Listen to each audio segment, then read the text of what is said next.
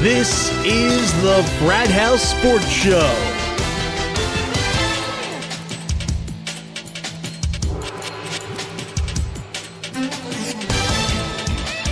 And now for this week's completely different and humorous perspective on everything sports, here's Frat House Mike and Sidekick.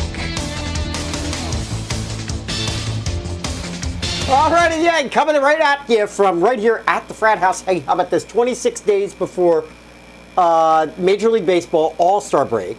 Mm-hmm. Better yet, how about 79 days before NFL kickoff, huh? Yeah, now that one will get your juices going, won't it, huh? July 5th, Tour de France. I said that'll get your juices going, won't it? I know. Sidekick in his obscure sports. Well, listen, no. You're leading me right into where we're going here. We've got all the sports covered this evening. I mean, every single sport is covered, all of them. Oh, yeah, and we've got a little World Cup, too. Yeah. I try to bring a little international flavor. You know? But let's get to our top stories. How about that? Sure. And we'll knock one of the sports out of the way right now. How about the NHL? Because we knew we'd be coming back at you this week and announcing, well, at least one new championship. And how about I give you our champion! We're coming back at you. Second time in 3 seasons, the LA Kings got to lift the cup last Friday evening. Yes, also known as the Flyers West. Yeah, really. Philadelphia West is right. Against the New York Rangers. They beat them 4-1. It was an exciting game last Friday evening that went 2 overtimes before Alec Martinez wrist shot found the back of the net at the 14:43 mark of the second overtime. And the Kings won the game 3-2, win the series 4-1.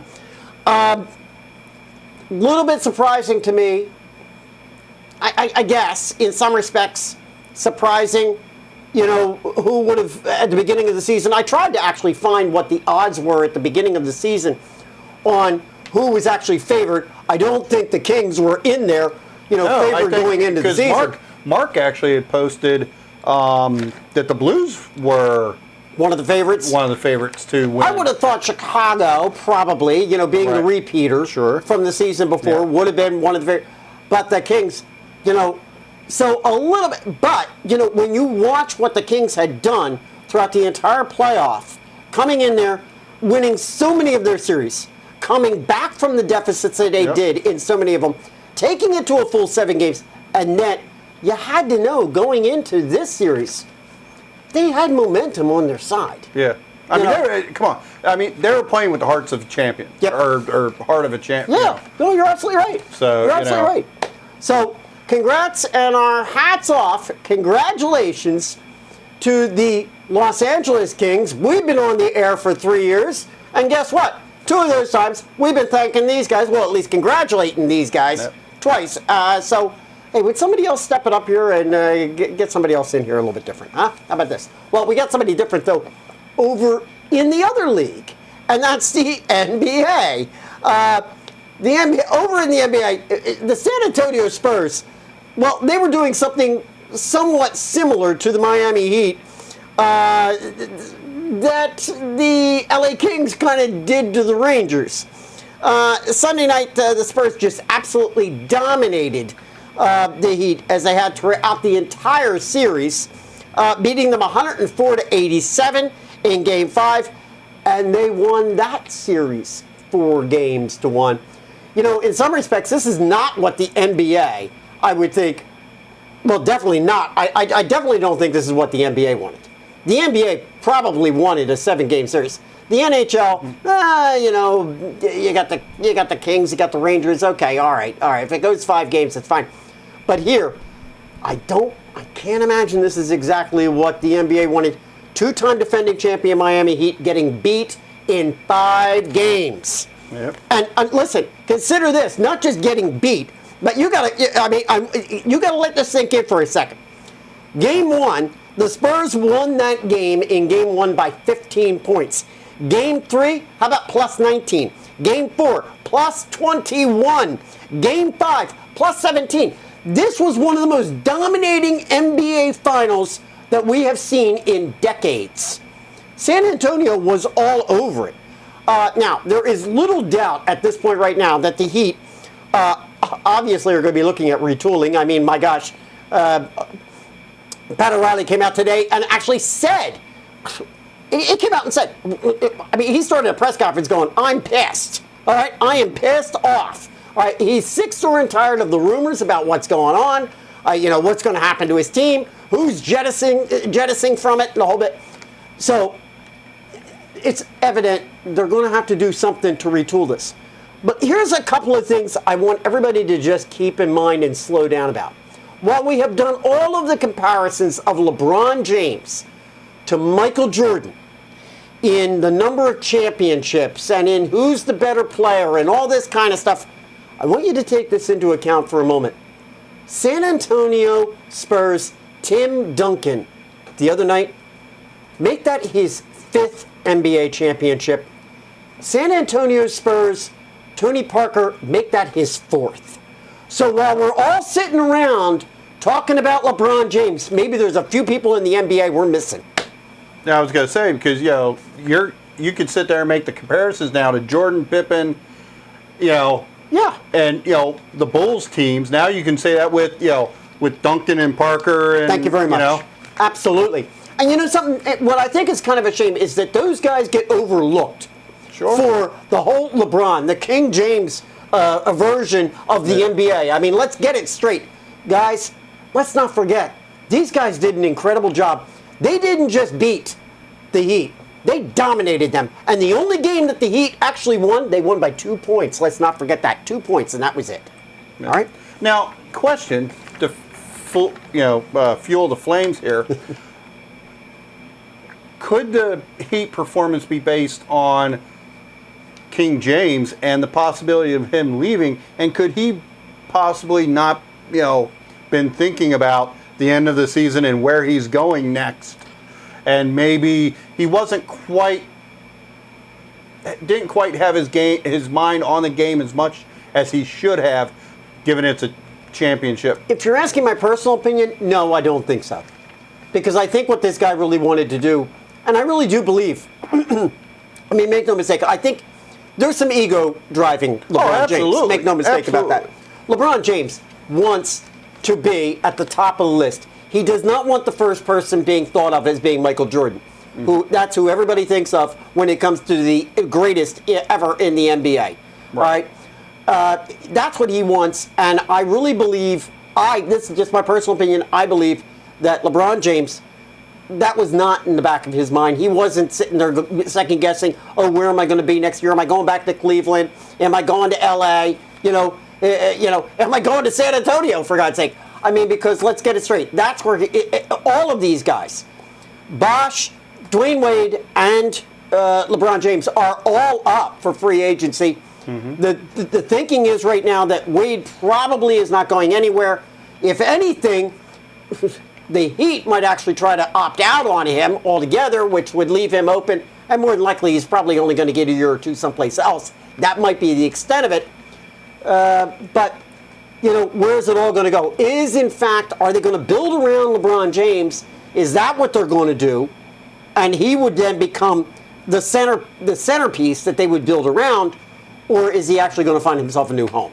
So, and could we hear rebuilding come out? You're going to hear it from Miami. You're already hearing it as of today, as I pointed out. But it's interesting. I just think that people need to step back and take a look at, with all the LeBron love out there, step back, take a look at these guys. San Antonio has just been phenomenal in the past number of years.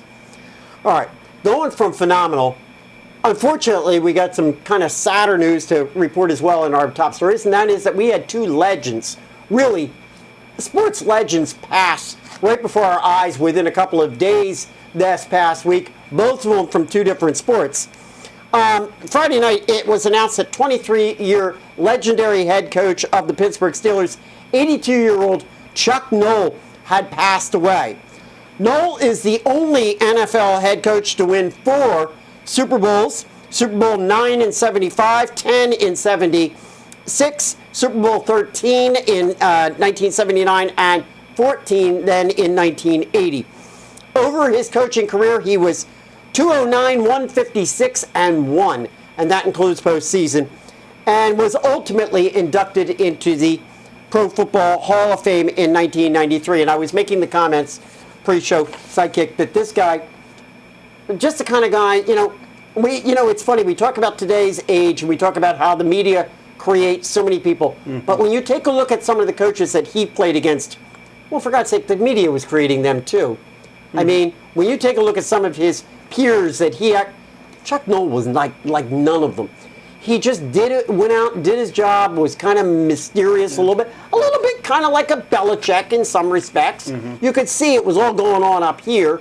Sure. But when you take a look at some of his peers, we were talking about the Glanvilles and the Bum Phillipses, I'm trying to think who else was in there. I was saying that he was really, you put Noll in there with a group like Landry and what's his name, Bud Grant up in Minnesota. Yep. But listen, he coached against Bill Parcells. Parcells was bigger than life. The media made those guys bigger than life. This guy just did his job. That's the kind of dude he was. He was just very, very, and that's kind of the ethereal type of image I had of Chuck Noll. Right. Yeah, very down to earth, no nonsense, football was his thing, versus, modern era, you talk about your Rex Ryans. Right. Your Jimmy Johnson, Buddy Ryan, and some of these, the Moras. Yep. You never really heard a player come out of his locker room, leave the team, and bitch about him. No. The way you have, of course, like we say, we're today's media, but you never, it's just a true blue sort of individual for the NFL at that particular time. Tremendous story to do what he did and to really help. We talk about so many people that created the NFL. In many respects, Chuck Noll really helped create the image of the NFL back in its early days when it was starting to get going. The other one, though, that we need to take a look at, on Monday morning it was announced that 20-year San Diego Padre right fielder Tony Gwynn had died at the age of 54. Mr. Padre, Gwynn, had quietly been battling and dealing with cancer as a result of years of chewing tobacco use. Gwynn was one of those, again, kind of like Chuck Noll, one of those squeaky clean good guys that you just couldn't help but like. I mean, I don't care who you rooted for. That was the comment I put up on our Facebook page. You didn't even really get annoyed at him when he came into your own park and scored against your own guys. Did you get annoyed at him when he scored against the Cardinals? Not really. And I didn't either against the Phils. Gwynn was an 8-time National League batting champion, 15-time All-Star, 5-time Golden Glover. He ended his career with a .338 batting average, 3,141 hits, 1,138 RBIs.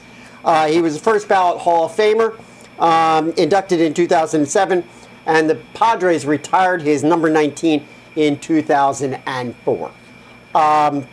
Just a likable guy. 20 seasons with the Padres. 20. 20. And then also not a great team. No, but he played for both of the franchise's only World Series appearances. Yep. So Tony Gwynn, just a likable sort. And you know what? Here's the other thing too.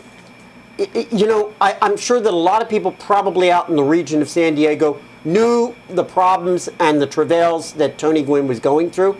I know that he had coached, I think, some minor league teams and maybe even was a manager for a period of time in some of the Padres, maybe AA, single A affiliates. I was unaware of the fact that this guy was dealing with all of these issues over the past number of years. I had no idea. And in fact, many people, when we put the post up on our Frat House Sports Facebook page, many people came back and said, what the hell? What was the problem? People didn't know it. He did it very, very quietly. Yeah. And he was a great ambassador for the Padres and for baseball as well. Absolutely. Oh, and for the Padres, sure. For sure. So, Godspeed, Tony Gwynn. Absolutely. All right. Well, let's get over to another one, and here we go again. Yesterday, the Trademark Trial and Appeal Board of the U.S. Patent Office rescinded not one, not two, how about 6 federal trademark registrations owned by the Washington Redskins, citing that the team's name was disparaging to a, quote, substantial composite of American Indians. Now, this does not mean that the Redskins have to stop using the name, all right? It doesn't even mean they have to start using the logo. However, it does mean that the Redskins logo, their name, and the likeness are now open to anyone for reproduction without penalty. In other words, anybody could go out and start producing Redskins merchandise and selling it. Yep. No penalty whatsoever. Now, the team immediately indicated that they are planning on appealing the decision. You and I were talking about this again pre-show, and the first question that I had was, what the heck does this mean for NFL merchandising? Well, basically how what I've read about NFL merchandising is you have the money comes into the NFL, and then it's split between 31 teams. Right. The Dallas Cowboys, for whatever reason, have an exclusive deal. Yeah. But so the 31 teams all get a share of this. So what the kind of thinking is on this is not only are they trying to hurt the Redskins with merchandise sales, but they're also now trying to hurt the NFL and the 30 of the other teams. With you're not money going to have coming the trickle down from you're not going to have the trickle down effect from Washington. As we said, they're still going to sell the gear. They still sell everything, but I likened it to the pharmaceutical field with the influx of generics. Is now you don't have to pay $300 for a football jersey. You can go get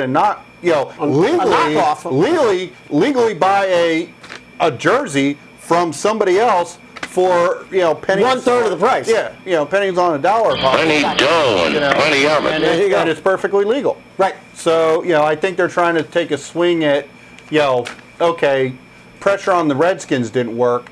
Let's try to pressure. Let's pressure. Yeah. All right. Belief is that other teams now are in the crosshairs. The Blackhawks, the Braves, the Cleveland Indians in particular, they're using icons and imagery. The Chiefs, I guess, as well, but these three in particular using imagery of Native Americans. Let's be PC about this. Belief is that they're now in the crosshairs as well. That this is where teams are going to go. This is what the politicians are going to do.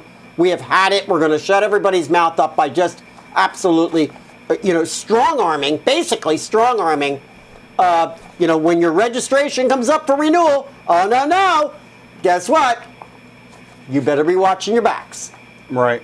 Well, and I heard not so much for, now I haven't heard about the imagery, but as far as the names go, they're not so much necessarily. They're not so much concerned with, say, the Kansas City Chiefs. Right. Chiefs isn't, they're not Braves isn't necessarily a derogatory term. Now maybe some of the, they might go for some of the logos and that, but it's going to be interesting to see where this goes. So, but I'm sure it's gathering its momentum, and its army of attorneys, they're going to get paid. Well, gathering its momentum, and you can start to wonder. Because we've talked about this numerous times right here on the show. Is it really gathering momentum, or is it just media-driven momentum? Is it that we're reporting what's going on because a couple of Washington insiders are putting pressure and applying pressure to certain places? Because we have heard consistently that, in fact, the vast majority of Native Americans are not offended by this. And if they are, look, correct us if we're wrong. Slam us, tell us that we're absolutely incorrect. But everything I've read has indicated that they're not offended. Well, and now I don't mean, momentum can be different things. It doesn't necessarily need to be, the population, an agenda. Bigger, but the other thing is, we've had this repeal of the trademark again. So now, now you start. So that's one piece of the puzzle, and you start, getting a couple other things, and next thing you know, it starts becoming, you start setting all these precedences, right. And now it's easier to go after everybody else, Oh. So. All right. Well. Let's come to an understanding. But and the other thing about it is, they're beating people down to the point where it's all right. Just I know. That's exactly what I got you.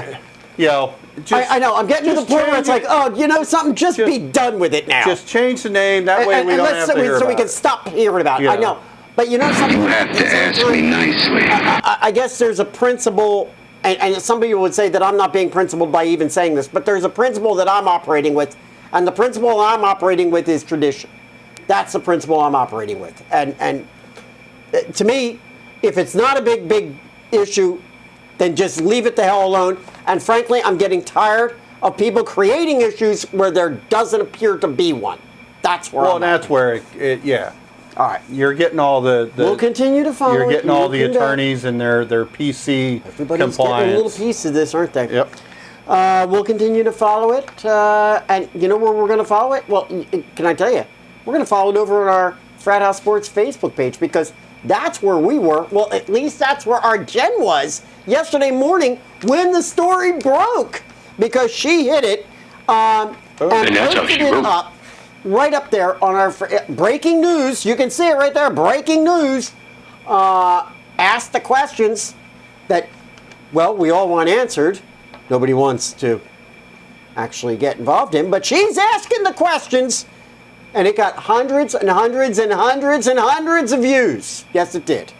And that's the kind of action you can get over at Frat House Sports Facebook page. Get over there and give us a like. Yep. Frat House Sports. And not one comment saying that they thought it was disparaging. We're right on top of it. And we're right on top of this one as well. We've been right on top of this one for a while. You've heard us talk about this one for the better part of almost 3 years. It seems that there have been more and more and more Pete Rose sightings. Well, recently. I've been seeing him around a lot more. I mean, he's been showing up on TV. And he's been coming over. He's been mooching food. He has, yeah. Is he going to be here Saturday? I put him on the guest list. We'll find out. We'll see. But there's been none quite like this this past Monday. Rose appeared Monday night as yes, indeed he was. He was suited up as the manager of the Independent League Bridgeport Bluefish. The team had worked on making this particular event happen for months and apparently did have to have an okay from Major League Baseball in order to allow it to proceed. Get over yourselves already. Okay. Listen, as it turned out, the Bluefish, they got what they wanted. They got themselves a sellout. 4,573 people showed up at the Bluefish. They normally get an average of about 600 people showing up at a Bluefish game. Nice. Sellout. 4,573 people showed up. The majority of them wearing number 14 jerseys. Yes, gotta love that. Look, they got what they wanted. Pete Rose got what he wanted. All right. Obviously, this was a stunt and a PR event for the independent team. But as I pointed out, it was a good one nonetheless for Rose. He was quoted afterward, I'm not doing this to impress anybody to try to get reinstated. I don't know that this would make Bud Selig like me any better, but I wouldn't be sitting here if Bud didn't want me to do this. So, you have to ask me nicely. Another time. Many have speculated that... Oh, really? Oh, you're going to use the word speculated during a Pete Rose story? No? All right. What are the odds of that? Sorry. You want to weigh in, Pete? Bad choice of words. All right. There have been a lot of people that have actually, though, discussed, thought about, contemplated, trying to get away from the word speculated. that Rose could be reinstated, perhaps as an 11th hour kind of last action by Bud Selig just before he retires in January of 2015. What's your thoughts? What do you think? I think you know where I. We've talked about this a lot on the show. You know, for what other people have done and what he did. I mean, I understand. In the era that he did it, it was the most heinous crime you could commit. Right. Probably in Major League Baseball. But we've gone through the steroid era now. You had Darryl Strawberry with all of his drug problems. You've got Aaron Hernandez killing people. You know, you've got all these other things, and all he did was it's almost become passe. Yeah, it's like he bet on some games. Yeah.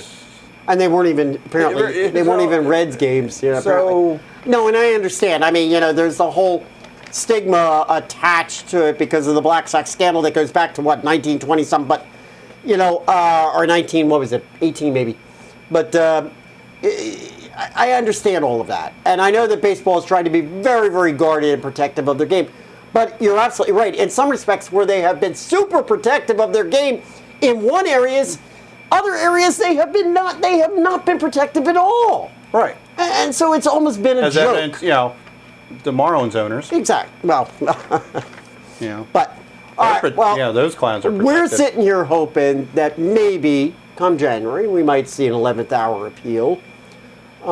Just to give you a by the way. Well, Pete did win that game, managing the Bluefish 2-0. All right, there you have it. All right, those are our big stories. Well, maybe we should have thrown this in as a big story, though. We got the FIFA World Cup going on, huh? Yes, we do. And no bigger story has dominated sports this week outside of the Frat House than the World Cup. Yeah, outside the Frat House. Talk to us. What's happening over there? Listen, you'll find out. I'm a little bit informed. I know you are. I'm a little bit informed. We've had we've broken it down for you. Yeah, we've had the FIFA Cup going on here for a week. About a week or so. Got some. We're games entering in. week 2 right now. Yep. So I guess we should break down. There you go. There you are, groups. There you go. At least groups A through D, and there's where things stand. I have to applaud you on your graphics. Thank you very much. You look phenomenal. Thank you very much. I'm very good at graphics. I have no idea what any of this means. I was expecting to see some, some little scribble, and a photo, like my notes. So let's a couple of little kids kicking a ball towards the net.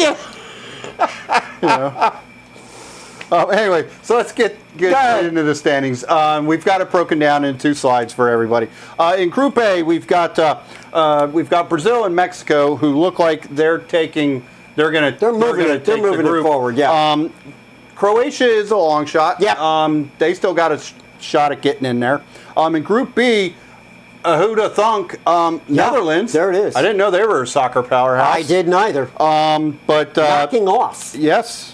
Netherlands and Chile are running away with it. Chile yesterday. Yep, and knocked off the defending champ Spain. Yep. Who have scored 1 goal in 2 games and had 7 goals scored against them. Obviously doesn't bode well for them. They're out. And then we move down to 2 losses, folks. Yep. That's all it takes. It's 2 losses and you're done. We move down to Group C. Yep. Colombia is easily going to probably win this division.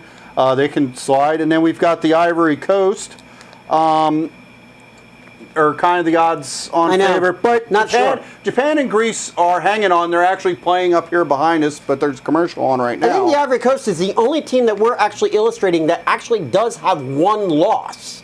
Not a draw. Right. They actually have a loss. Yeah. So you could have one of the other teams from below them sneak up. So sure. Then we move on to Group D, where we've got Costa Rica in the lead there. Italy and Uruguay, potentially one of those 2 are going to come out. Right now it looks like it's Italy's more favored. and England. Well, I was going to say, it was Uruguay today that defeated England. Is that correct? Yes, And knocked England out. And England's now out. So, two good powerhouse soccer teams are out of the World Cup contention now. And then we'll move to Group E. France and Switzerland are tied up at the top. Yep. This division, they haven't played, the earlier divisions have played more games. These divisions they have one game, maybe a couple people have 2 games in. So it's still, it's still kind of early on. These guys played later, I think, into the weekend and into early part of this week. So they're, so anyway, so right now we've got France and Switzerland, but it's still, that division's still up in the air, or that group, I'm sorry. And then we go to Group F.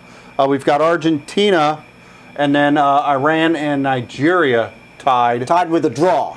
Yes. So our viewers know the second column is draws, not losses. So don't be reading that as wins, losses, and ties. For those MLS fans, exactly, you'll see it win-loss ties or draws, and in the international, it's wins, draws, and losses. Here's someone who can help you. And I guess I should. That's exactly what I need. That's why I got this guy. And I guess we've talked about soccer a little bit, and the points. A win is 3 points. Obviously, a loss is no points, and a draw is 1 point. Okay. Sort of similar to hockey points. Yeah, a little bit. Yeah. Okay. Gotcha. But really, the record is going to do. I don't see where the record. Okay, go ahead. Yeah. Well, I guess the record does, since it points. Still going to. Yeah. Anyway, so we go down to Group G, which is the group of death. Yeah. But go ahead. We've got Germany, who just slaughtered Portugal 4-0. And then we had the U.S. beat Ghana, which I personally thought was a little bit of an upset. Some people, there's some people saying they thought the U.S. would beat Ghana all along, and there's some people. Well, I think Vegas had Ghana favored. Right. I believe. So, I mean, that is an upset in our country. And as we talked about last week, even the U.S. coach wasn't like, we're not going far. But they've actually got a good chance because they do. Sunday they played Portugal, who just got completely manhandled by Germany. But then they have to play Germany on the 26th. Some people are hoping that with Germany being so dominant, they may lay back that last game against the U.S. So if they don't get, if they're not able to beat Portugal, that Germany may be laying back and not playing all their players, since it's basically foreign draw and collusion, they're advancing. So that maybe there's a shot if they lose to Portugal, they still get right to advance. But with the U.S. having to play Portugal, I think this is basically set. Okay. Here. And then our last group is we've got Belgium in the lead, and then Korea and Russia tied. And again, they've all got one game each. Right. So it's really up in the air, but that's who's leading right now. All right. Well, they're up to the minute. I mean, even right up to the. Well, I mean, we don't know what happened in the Japan game, but that was going on. But as up to the minute as we could bring it to you. And then you've got a beautiful shot after this of the header by the U.S. team to beat Ghana. That was that overtime? Was that past the 90-minute mark, or was it just before? I don't know, because it was late. I know it was late. I know it was very late. So unfortunately, we were joking about it on Facebook that I didn't get to see the match, and you had posted it. That's right. But unfortunately, I was straight. Ended in a thrilling 0-0 tie. Okay, so that's a draw. That's 1 point each. Okay, there you go. All right. Yeah, thrilling. Japan and Greece, 0-0. All right, for those of you out there that are keeping track of that. Good defense. There you go. So says. You're wasting my time. Yeah, I know you want to laugh at that one. What do you say we get over to a sport where we never see any flopping? Huh? How about that? It means it's time for our baseball segment for the week, brought to you by our friends Carl and Jim over at CLW83.com. Many, many thanks to those guys over there. check out their programming. Check out Jim's podcast, Touch 'Em All. Get over to his Facebook page, Touch 'Em All, and give it a like, all right? And the stories for this week? Well, It's time again for Frat House Mike's Screwball Stories. oh yeah, we're going to kick it off with a little bit of, well, let's talk a little All-Star voting. How about that? The fan voting for the All-Star game is in full swing right now. And that led the Milwaukee Brewers to go on the offensive. Somebody offensive already. I was going to say, somebody actually say it was offensive. They released a pro Jonathan Lucroy advertisement by ripping Cardinals catcher Yadi Molina in true negative political campaign ad genre. And we're going to let you just give this a listen right now. Molina is a great catcher, but did you know that he plays for the St. Louis Cardinals? That's right, the St. Louis Cardinals. Do you want another St. Louis Cardinal to star in an All-Star game? Isn't there a better way? There is. Jonathan Lucroy is not only the best catcher in the National League, but most importantly, he's not a St. Louis Cardinal. So this year, make your voice heard. Cast a ballot for change. Cardinals fans need to know that enough is enough. Status quo no longer flies. The best catcher in baseball plays in Milwaukee. Vote Jonathan Lucroy. I'm Jonathan Lucroy, and I approve this message. I don't know about you, but I think that is positively awesome. I love it. I think the fans would really get into it if more and more teams did. Now, I guess if more and more teams did it, it would become boring, and then it's so hard. Yeah. But I thought it was hysterical, and it is very funny. I got a little chuckle out of it, but I still don't know. That's your guy. But I still don't know who this guy is. Jonathan Lucroy? Yeah. That's a violation. I mean, the only guy I know that plays for the Brewers is I'm being repressed! Ryan Braun. But he doesn't play catcher. We're talking about the catcher position. All right. Anyhow, we're talking about catchers? Yeah, You've been watching too much World Cup. You got to come back to the real world.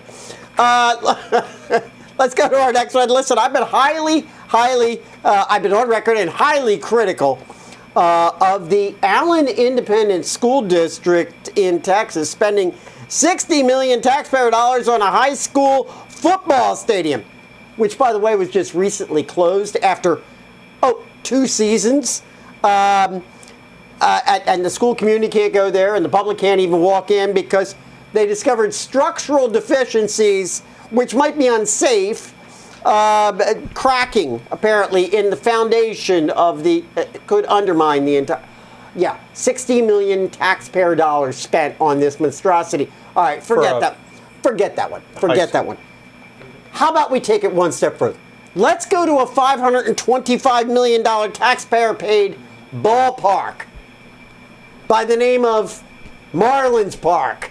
Yes, one of my favorite places. We need to go down and visit this place. We really do. I think if the two of us showed up on the doorstep, you think they would send guards out? I think they would send guards out? I think we need to start doing some investigative reporting on taxpayer dollar abuse and start going to some of these places. Seriously. 3 years ago, Marlins Park was built with a retractable roof, which would allow players and fans to be able to continue enjoying the game, especially during those pop-up showers that occur down there in southern Florida. They would immediately just hit the button and, they would close the roof. All right, great, wonderful, no problem, except, it leaks.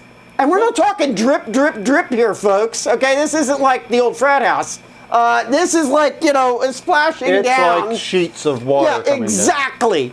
One newspaper right in the area reported it this way. It's a good thing that they don't sell out the games because the folks underneath here, they can move to open seats that are right within the area.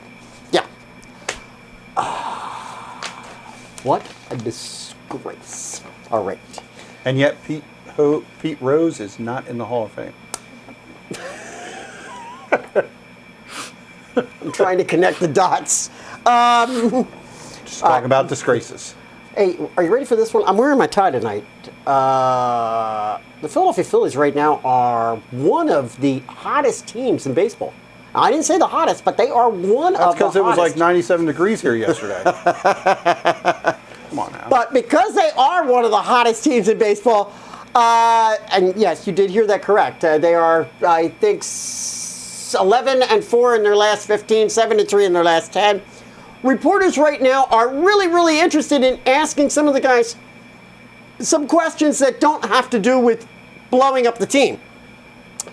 It seems Phillies fans have historically been highly, highly critical of power hitter Ryan Howard, mostly for the number of strikeouts that he takes.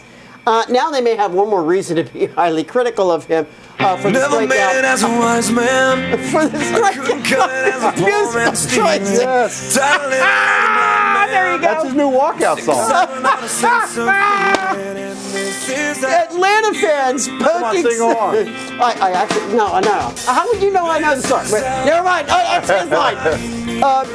Atlanta fans poking some fun at Howard the other night in Atlanta held up a sign that read, "Ryan Howard listens to Nickelback." Howard was asked about the sign following the game. Quote, "Is it bad to listen to Nickelback?" Question mark. I mean, I'm not afraid to say that I diversify my musical portfolio. I don't know. I didn't know they could see or hear what. How do they know I listen to Nickelback?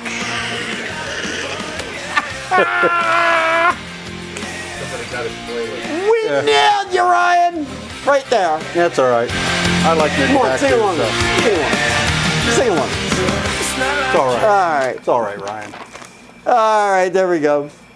Those were our fun stories, stories for this week. Let's take a look at the AL, AL and National League, American League and National League standings. Blue Jays right now. We've been saying it. They're for real. 2.5 games over the Yankees right now. Wish it were the Orioles. Get your act together there, O's.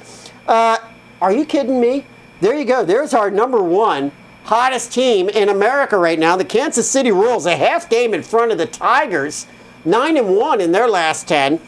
A's right now, 5.5 in front of the Angels. Over in the National League, the Washington Nationals currently now a game and a half in front of the Braves. Brewers 3.5 in front of the Cardinals. And the Giants have actually fallen down a bit. They're only 4 games in front of the Dodgers. All right, and there's how it stands as of June 18th right now in Major League Baseball. Many, many thanks to CLW83.com for bringing you and us this segment. We thank you guys very much. All right. Racing report. Michigan's our next stop. Yes, okay. From last week. Sorry. It's our next stop in our racing report. We were just there.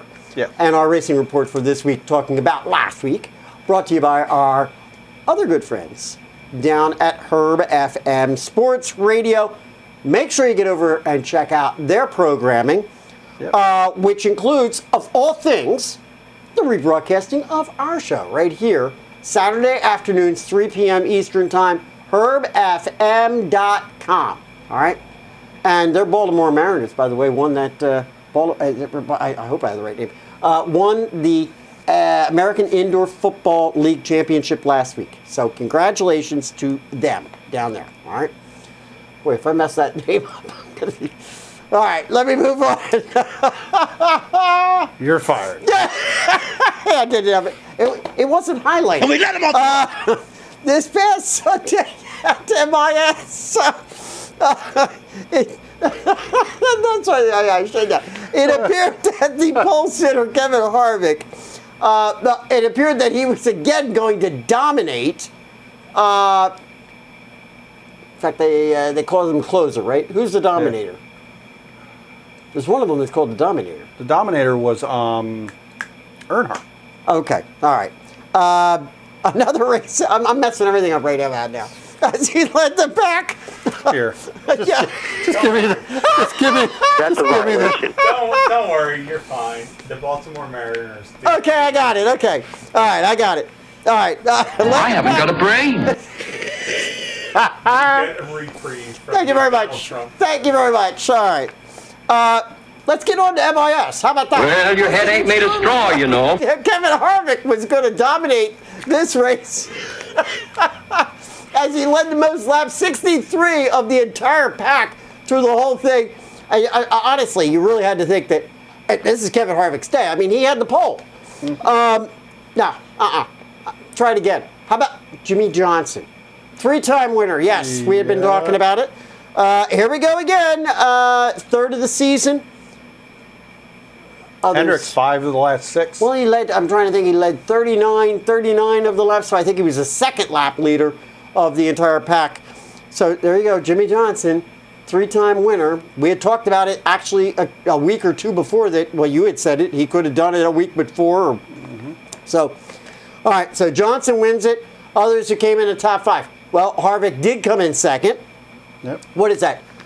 His third second place finish in 4 races. Because I think I'd mentioned it a couple break. Brad Keselowski comes in third. Hey, how about this? Paul Menard in 4th. Casey Kane came in 5th. And we're going to highlight Casey in a moment. But before we get to that, it seems that Kyle Busch just can't seem to get a break in the past couple of weeks. This past week, he was looking pretty good. Had himself a pretty good position to start the race. But then, lo and behold, hub issues. Bam. That puts him into the garage. Only to come back to the track, only to go back to the garage, only to come back to the track. Yeah, well, he ended up 41st. How about 41st and 31 laps down before it was all done? He even had the yellow car. What the heck? I know, he had the yellow car. I know, I've been saying, don't be driving the red one, the blue one. Don't drive any of them. Drive the yellow car and you'll win. You have the latest rumor, right? He might not even have M&M's next year. Another story. Uh-oh. We'll cover that. How can you talk if you haven't got a brain? Uh-oh, Mike. All right. It'd be a Monster Energy car with Carl Edwards coming to All right. drive the M&M's. Now, we've shared many, many images this past season of Casey Kane with engine problems and with kissing the wall and that sort of thing. But we, as I just pointed out, good job, Casey Kane ends up 5th. 5th, all right, top 5 finish. That was after he got himself kind of tangled up a little bit in a little bit of an accident in lap 8. There were 2, I wouldn't say major wrecks, but 2 caution-stopping skirmishes within this race within the first 10 laps. The second one was Casey Kane in lap 8. So good for him for getting himself a top 5. Way to go. Let's take a look real quick at the leaderboard. And Kyle Larson actually ran into issues early. Yes, he did. And recovered and ran nicely. well. And ran well. Yes, he did. Amazingly. There's our leaderboard. Jimmy Johnson, 3 wins, jumping up to the top. All right. And then everybody else thereafter. You got your 2s in there. Jeff Gordon at the bottom. Interesting thing, though, I was pointing out pre-show. You take a look at Jeff Gordon under the old point system. Jeff Gordon actually would be our number 1 guy up at the top right now, as we are going into, what is this, race number 16, Yep. with only 10 races left thereafter for the entire season. Jeff Gordon would be at the top, 537, all right? But the way the system is right now, we can see where it is. All right, now, as I just mentioned, going to race 16. Little road tracking. Yep. Here we go, road tracking. It doesn't rain in Southern California. And we're heading to Sonoma Raceway. And you can catch a coverage of this one, 3 p.m. Eastern time over on terrible NASCAR television TNT. I would suspect, as a result of the fact we are road tracking, we're going to see rosters switch up a little bit here. In fact, you've got a whole new concept for bringing us this one. Yes, this week we're gonna kind of switch it up a little bit. This is, we've got 2 of these races.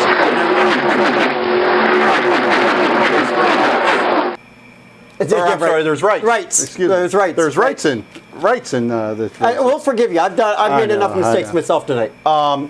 Anyway, both road courses, Watkin Glen and Sonoma. Your strategy is you want to find out who qualifies where, because you want to stick towards the front of the pack of the racers. Yep. And then you want to fill your roster in with what they call the race ring, the ringers. The guys like Boris said, the Said heads, and Ambrose isn't a ringer. He's a regular racer. Well, okay, yeah, I know, but he's you better have at a couple people. Yeah. You have a couple people that they bring in. Yes. Two. Brandon's telling me too that they bring in, these other, racers. The racers. There's two. Said is one. Yeah, I know. Said's one because I did look today. So anyway, what we're going to do this week is I'm going to, for the show right now, I'm going to go over some names to keep an eye on.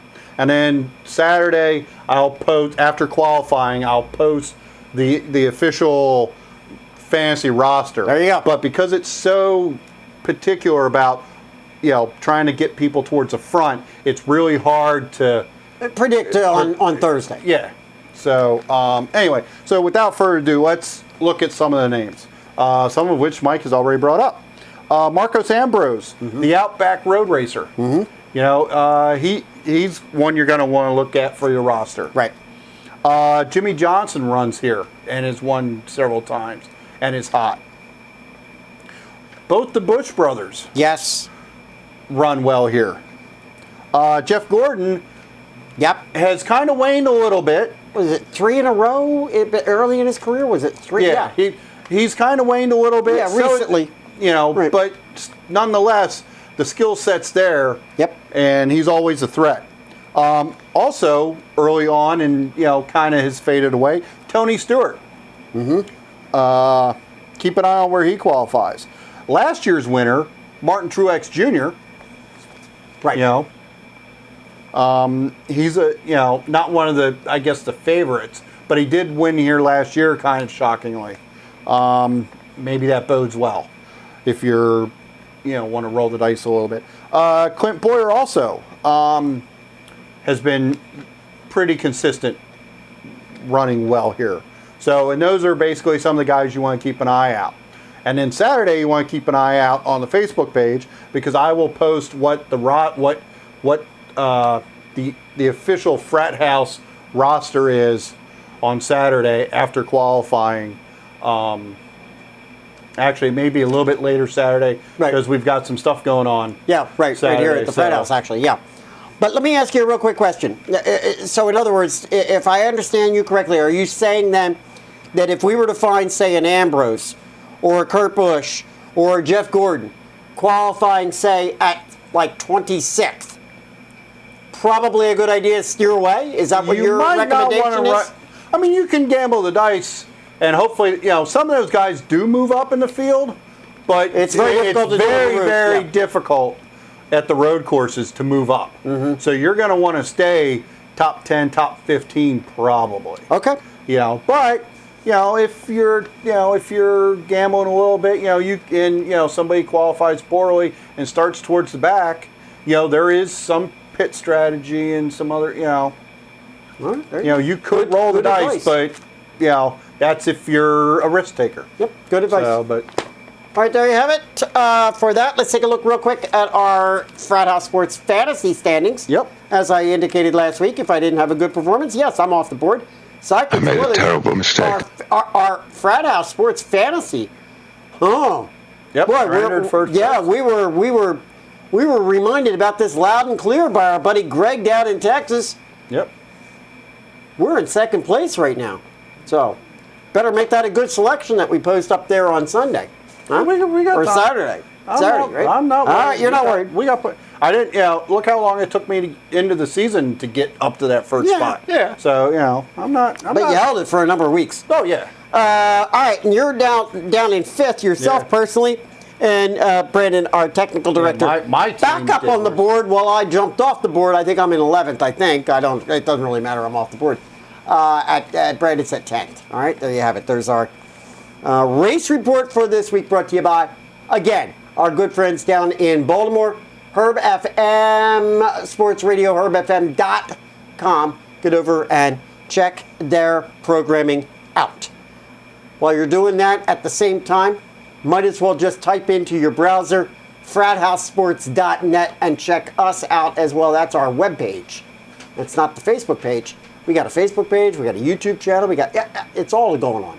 frathousesports.net. Go over and check that out as well. All right, there you go. That's our show for this middle of June. We'll be coming back to you Next week, my gosh, we're almost going to be at the end of June. Can you believe it?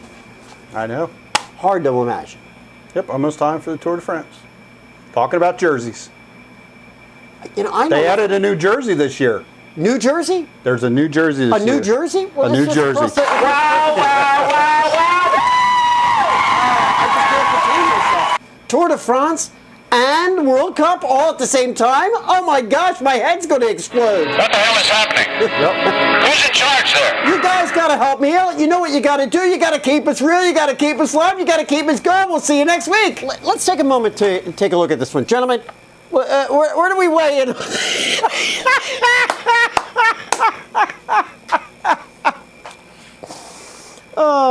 We got all kinds of weird things coming up here. We got calculators, multiple of them in the event that we got Outlook coming up. We got we're multitasking here right now at Frat House Sports. We're trying to get. Do you need something calculated? We've got it going on right over here. Well, we've got Outlook so that we can actually take in-show questions from the audience. And you know, exactly. That's what it's all about. There you go. And find out what you think about the discrimination and the terrible treatment that frogs get. It's an outrage. It's an outrage is right. We need that guy to get involved in this the way he did with Redskins.